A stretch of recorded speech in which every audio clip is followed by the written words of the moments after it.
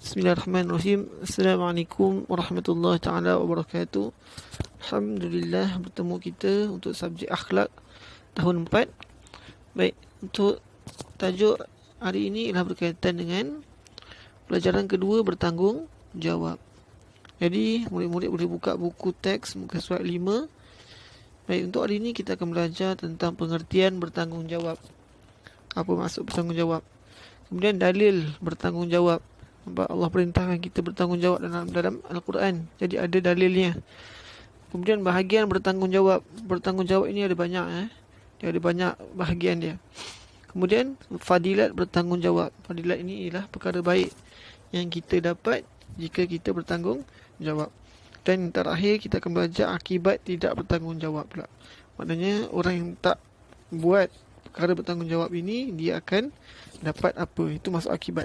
Baik, kita tengok gambar yang pertama. Gambar yang pertama, murid yang pertama tu dia buang sampah di dalam tong sampah. Nampak?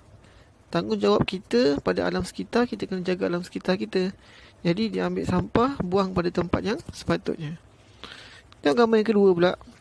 Murid ni buang sampah di luar tu sampah tu. Ataupun bahasa lain ni, dia buang merata-rata. Jadi tak menjalankan tanggungjawab sebagai seorang Muslim ataupun Islam. Sedangkan Islam itu menjaga kebersihan. Tak boleh kita buang sampah sesuka hati kita dekat tempat awam. Baik, kita tengok pada pengertian bertanggungjawab. Ke surat sebelah, pengertian bertanggungjawab. Bertanggungjawab ialah kesanggupan untuk memikul dan melaksanakan tugas serta kewajipan yang telah ditetapkan selagi tidak bercanggah dengan syarak. Jadi bertanggungjawab ini ialah kita sanggup buat tugasan yang wajib atau yang kita kena buat, yang memang kita kena buat, selagi perkara itu tidak bercanggah dengan Islam. Syarak tu maksudnya Islam. Apa-apa perkara yang diwajibkan ke atas kita, selagi benda tu tak berlawanan dengan agama Islam, kita wajib buat. Baik, kita tengok dalil bertanggungjawab. Baik, firman Allah Subhanahu wa taala, auzubillahi minasyaitonirrajim. Bismillahirrahmanirrahim. Baik, ayat Quran ini kamu boleh baca juga. Innas sam'a wal basara wal fuada kullu ulaika kana anhu mas'ula. Surah Al-Isra ayat 36. Maksudnya, sesungguhnya pendengaran dan penglihatan serta hati, semua anggota itu tetap akan ditanya tentang apa yang dilakukannya. Jadi Allah beritahu pada kita, mata kita, telinga kita, hatta hati kita ini Allah akan tanya. Mata kita, kita pandang apa? Telinga kita, kita dengar apa? Tangan kita, kaki kita, semua Allah akan tanya balik nanti apa yang kita buat pada anggota badan kita. Jadi kita tengok pada bahagian bertanggungjawab. Baik, bahagian bertanggungjawab ini kena ambil perhatian sikit sebab dia ada banyak. Baik, yang pertama, bahagian yang pertama, tanggungjawab kepada diri sendiri. Tengok ni. Tanggungjawab kepada diri sendiri, yang pertama, menunaikan perintah Allah dan meninggalkan segala larangannya. Kita wajib menunaikan segala perintah Allah. Allah perintahkan kita solat, kena solat. Allah perintahkan kita untuk berpuasa, kita wajib berpuasa. Nampak? Kemudian apa yang Allah larang pun kita kena tinggalkan. Allah larang kita berbuat perkara yang buruk, tak boleh buat. Allah larang kita supaya menghampiri perkara-perkara yang Allah tak redha, mencuri dan sebagainya. Jadi kita tak boleh buat. Apa yang Allah suruh buat, kita kena buat, wajib buat. Apa yang Allah larang, kita tak boleh buat. Itu tanggungjawab kita. Baik, yang kedua, tidak mensyirikkan Allah. Tanggungjawab kita ialah mengesakan Allah saja. Nampak? Kita perlu yakin yang Allah itu esa, tak ada Tuhan lain selain pada Allah. Syirik itu maknanya kita menduakan Allah. Kita rasa ada Tuhan lain selain pada Allah, itu masuk syirik. Baik, tanggungjawab kepada Allah. Baik, memelihara diri daripada perkara-perkara yang tidak diredai Allah. Kita bertanggungjawab. Nampak? Kita perlu sungguh-sungguh supaya kita ini pelihara diri kita daripada perkara yang tidak diridai Allah. Contoh perkara yang tidak diridai Allah ini maknanya perkara yang Allah tak suka. Contoh kita mencuri, kita pukul orang, nampak? Kita mengata orang, perkara-perkara yang Allah tak suka. Jadi itu perkara yang Allah tak redha. Kita lawan mak ayah dan sebagainya, itu perkara-perkara yang Allah tidak redha. Sedangkan ia merupakan tanggungjawab kita kepada Allah. Tadi Ustaz beritahu tanggungjawab ni perkara yang mesti, yang wajib kita buat selagi dia tak bercanggah dengan agama Islam. Baik, yang kedua, memantapkan iman dalam diri dan melaksanakan tuntutan rukun Islam dengan sempurna. Jadi wajib ke atas kita untuk mantapkan lagi iman kita. Kita ada iman, nampak? Kita orang yang beriman, tapi kita kena upgrade, kena mantapkan lagi iman kita dan melaksanakan tuntutan rukun Islam ni dengan sempurna. Kalau sebelum ni kita solat, Allah suruh solat, kita solat, tapi kita solat dalam keadaan yang tak sempurna. Solat laju-laju, nampak? Solat kita kadang-kadang kita tak rasa pun kita sedang berhubung dengan Allah. Kita puasa, tapi kita puasa main-main, nampak? Kita puasa, kita banyak lagi buat dosa. Jadi kita buat rukun iman, tetapi rukun Islam, tapi kita masih lagi tidak sempurna. Jadi kita kena upgrade ataupun kita kena perbaiki, mantapkan lagi kita punya rukun Islam kita. Baik. Tanggungjawab kepada ibu bapa. Baik, kalau kita tengok tadi, pertama pada diri, kedua kepada Allah, yang ketiga pada ibu bapa. Nak bagi tahu pada kita, ibu bapa ini merupakan orang yang sangat penting. Lepas Allah tadi, ibu bapa, nampak? Jadi ibu bapa kamu merupakan tanggungjawab kamu sebenarnya. Kita tengok yang pertama, mendoakan kesejahteraan kedua-dua ibu bapa. Kita kena doakan mak ayah kita, sama ada yang masih hidup ataupun yang telah meninggal dunia. Anak-anak wajib mendoakan mak ayah dia. Setiap kali dalam solat kita jangan lupa untuk doakan mak ayah kita, kerana orang yang sentiasa mendoakan mak ayah ini, insya-Allah Allah akan jaga kehidupan dia. Allah akan jaga rezeki dia. Allah akan jaga diri dia itu sendiri. Nampak? Itu keberkatan yang Allah bagi kepada orang yang sentiasa mendoakan ibu ayah dia. Yang kedua, bercakap dengan lemah lembut. Nampak? Dengan mak ayah tak boleh cakap yang kasar-kasar, tak boleh menjerit-jerit. Nampak? Mak kamu ajak makan, Ahmad jom makan. Ya mak, lagi saya datang. Nampak? Kamu menjerit-jerit. Jadi kita merdik, kita marah lagilah tak boleh. Kita pukul, kita tumbuk lagilah tak boleh. Sedangkan dalam Quran Allah sebut cakap ataupun auf dengan mak ataupun dengan mak ayah pun tak boleh. Tinggi suara pun tak boleh. Pukul lagilah tak boleh. Wa'iyazbillah. Baik, yang ketiga, taat dan berbakti kepada kedua-dua ibu bapa. Segala perintah mak ayah kita yang tak bercanggah dengan agama Islam, kita kena taat. Taat ni mana kena ikut lah. Nampak? Mak ayah kamu suruh kamu belajar, tak bertentangan dengan agama Islam. Nampak? Belajar sekolah, kamu tak nak lah, tak nak taat, tak nak ikut, tak boleh. Kita bertanggungjawab. Mak ayah kamu suruh kamu solat, baik pergi solat sana. Jadi solat itu perkara yang tak bertentangan dengan agama Islam. Jadi kalau kita lawan, hukum dia berdosa.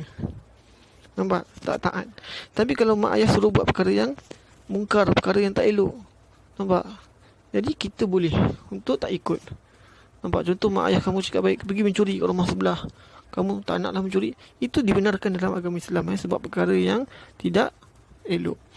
Dan berbakti kepada kedua ibu bapa. Ni maknanya kalau mereka dah tua nanti, mereka dah dalam keadaan yang uzur, tak sihat, nampak? Mak ayah kamu nak bangun dah tak boleh, nak makan sendiri tak boleh, nak mandi sendiri tak boleh. Jadi waktu itu kamu wajib berbakti kepada mak ayah kamu. Kamu kena suapkan dia makan. Kamu wajib jaga dia seperti mana dia sanggup jaga kamu daripada kecil. Nampak? Daripada kamu baby, dia jaga kamu sampailah kamu besar. Jadi apa pula bakti kamu selepas mereka itu dah tua. Jadi sebab itu kita wajib bertanggungjawab dengan kedua ibu bapa kita. Baik, kemudian tanggungjawab kepada guru. Guru ni cikgu dah. Tak kira lah kamu nak bagi cikgu ke, guru ke, ustaz ke, ustazah ke, teacher ke, itu semua guru. Baik, yang pertama, menumpukan perhatian guru ketika guru mengajar. Dalam kelas, contoh sekarang tak masuk kelas sekalipun, ustaz mengajar, Nampak dalam online ni, kamu wajib tumpukan perhatian. Sebab kita belajar agama, kita belajar ilmu sains dan sebagainya, ilmu-ilmu yang bermanfaat kepada kamu juga. Nampak? Jadi kamu mesti tidak untuk menumpukan perhatian. Tak boleh main-main. Nampak? Tak boleh tergelak-gelak, buat tak dengar bila apa ustaz cakap. Jadi kita perlu menumpukan perhatian. Baik, yang kedua, mematuhi segala yang diajar oleh guru. Apa yang guru ajar kamu, kamu kena patuh selagi ia tidak bertentangan dengan agama Islam. Nampak? Guru ajar kamu solat, kamu kena patuh. Guru beri, sebab guru ini tingkatan dia lebih kurang sikit saja beri ibu bapa kamu. Kalau contoh dekat sekolah, guru inilah ibu bapa kamu. Jadi kita kena berbakti kepada dia.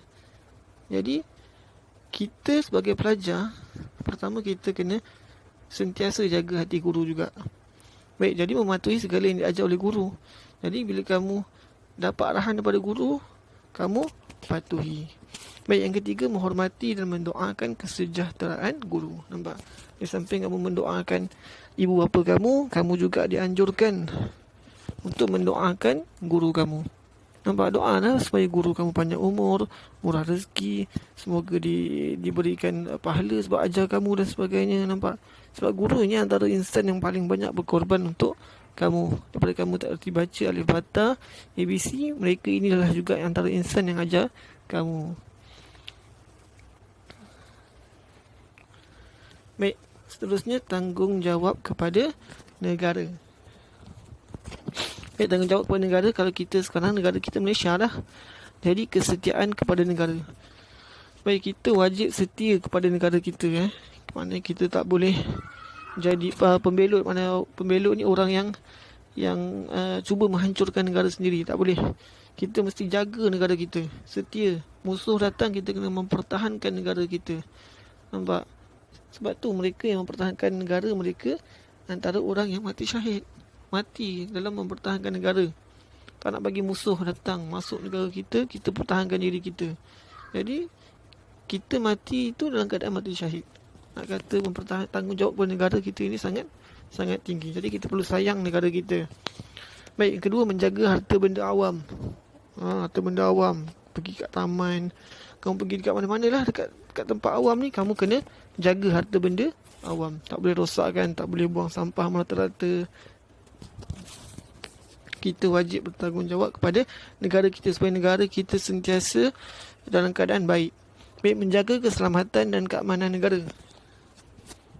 Kita tak boleh buat huru-hara kat negara kita sendiri. Nampak? Ataupun kita tolong orang lain untuk datang huru-harakan negara kita. Nampak? Jadi kita wajib mempertahankan keselamatan dan keamanan negara kita. Baik, yang seterusnya, tanggungjawab kepada masyarakat. Baik, melibatkan diri dalam aktiviti khidmat masyarakat. Nampak? Dekat rumah kamu ada orang buat kenduri. Jadi kita bertanggungjawab untuk join ataupun turut serta sekali dalam kenduri itu. Tolong dia dan sebagainya. Nampak? Jadi kita duduk dalam aktiviti khidmat masyarakat. Orang buat kenduri kahwin, kamu tolong. Jadi secara tak langsung tanggungjawab masyarakat jadi lebih harmoni. Baik, yang kedua, saling menasihati dan berbuat baik dengan jiran. Nampak? Dengan jiran ini kita kena buat baik. Sebab jiran ini antara orang yang dekat dengan kita. Kamu nak duduk rumah, kamu nak duduk kat rumah, kamu nakkan rumah kamu selesa. Jadi kamu nakkan juga rumah kamu itu dalam keadaan selamat. Jadi jiran ini antara orang yang kita perlu jaga hati dia. Nampak? Sebab apa? Sebab kalau contoh kita balik kampung, kita nak harapkan pada siapa? Jiran lah. Nampak? Jadi kalau jiran yang baik, dia akan tolong kita. Macam tu juga kita, kalau kita baik, kita akan tolong jiran kita. Kita nampak ada pencuri yang masuk rumah jiran kita, jadi kita akan bantu sebab kita jaga jiran kita. Macam tu juga dengan jiran kita. Dia nampak ada orang cuba masuk rumah kita, buat perkara tak baik pada dalam rumah kita, jadi dia akan bantu kita. Itu sebab tu pentingnya berbuat baik dengan jiran. Baik, yang ketiga, memelihara kerukunan hidup berjiran. Hidup berjiran ini ada rukun dia. Contoh, dia sakit, kita sebagai jiran, kita wajib menziarahi dia, pergi tengok dia. Sebab dia jiran kita, dia susah, tak ada makanan, kita wajib pergi tolong dia. Sebab itu tanggungjawab kita sebagai seorang Islam kepada masyarakat. Baik, fadilat bertanggungjawab. Fadilat ini ialah perkara yang kita dapat lah, perkara baik yang kita dapat kalau kita ada sifat bertanggungjawab ni. Pertama, dikasihi Allah dan Rasulullah. Allah sayang, Rasul pun sayang. Sebab sikap tanggungjawab ini juga ada pada Rasulullah. Nabi Muhammad seorang yang sangat bertanggungjawab. Nabi sangat bertanggungjawab kepada umat dia. Apa saja yang berlaku pada umat dia, Nabi bertanggungjawab. Nampak? Baik, yang kedua, disukai oleh ibu bapa dan masyarakat. Mestilah ibu bapa sayang, masyarakat pun sayang. Sebab kamu orang yang sentiasa bertanggungjawab. Kamu jaga tanggungjawab kamu dengan ibu bapa, kamu jaga tanggungjawab kamu dengan jiran, masyarakat. Jadi orang sentiasa suka ke kamu. Baik, kerja menjadi sempurna. Orang bertanggungjawab ini, dia akan buat kerja itu sesempurna boleh. Nampak? Buang sampah, buang betul-betul dalam sampah. Tanggungjawab, nampak? Orang tak bertanggungjawab, buang sampah, buang je kat tepi tu sampah. Jadi kerja orang yang bertanggungjawab ini lebih sempurna. Baik, yang keempat, kerja dilakukan mendapat faedah yang berpanjangan. Nampak? Kamu buat perkara baik tadi. Kamu buat tanggungjawab kamu ini sebagai seorang dalam masyarakat. Jadi masyarakat dalam keadaan yang bersih, buang sampah dalam tempat yang betul, jaga jiran. Jadi faedah tu, kebaikan tu kamu dapat sentiasa dapat. Jadi benda tu berpanjangan. Baik, tengok bawah pula, akibat tidak bertanggungjawab. Apa perkara buruk pula yang kita dapat kalau kita tidak bertanggungjawab. Baik, yang pertama, dimurkai Allah dan Rasulullah. Jadi maknanya Allah tak suka, Rasulullah juga tidak suka. Nampak? Tak ada benda lah yang lebih teruk melainkan kita dapat murka Allah dan Rasulullah ni. Bila Allah dan Rasulullah tak suka pada kita, maknanya habislah hidup kita. Allah tak sayang kita, Rasulullah tak sayang kita. Jadi kehidupan kita ni tak ada apa dah. Nampak? Sebab kita hidup di dunia ini hanya nak mendapatkan keredaan Allah, keredaan Rasulullah. Sebab kita nak masuk syurga pun nanti dengan rahmat kasih sayang Allah. Jadi kalau Allah tak sayang kita, macam mana kita nak masuk dalam syurga? Baik, kerja yang diamanahkan tidak sempurna. Baik, nombor 2, kerja yang diamanahkan tidak sempurna. Orang bagi kamu tanggungjawab, kamu tak sempurnakan. Buang sampah pun tak buang dalam tempat dia sebenarnya. Jadi kalau orang bagi kamu kerja, lagilah tak sempurna. Baik, hasil kerja yang dilakukan sia-sia. Buat benat je kamu buat. Nampak? Orang dah letak sampah, kamu buang kat tepi. Jadi sia-sia je orang buat. Kamu buang sampah tu, sia-sia je, nampak? Tak masuk tu sampah pun, lama-lama sampah lagi banyak kat situ. Jadi sia-sia. Baik, kerja dan tugas yang dilakukan tidak mendapat keberkatan. Bila Allah dan Rasul tak redha, keberkatan tak ada. Kurang ajar pada mak ayah, tak ada tanggungjawab pada mak ayah. Nampak? Biadab dengan guru, tak ada keberkatan. Dengan mak ayah kita kurang ajar, hidup kita tak berkat. Dengan guru, kamu ambil ilmu, dengan dia kamu biadab, ilmu tak akan masuk dalam hati kamu. Jadi ini keberkatan tak ada. Jadi kita kena jaga, tanggungjawab ini sangat penting. Baik, itu saja daripada Ustaz. Assalamualaikum warahmatullahi taala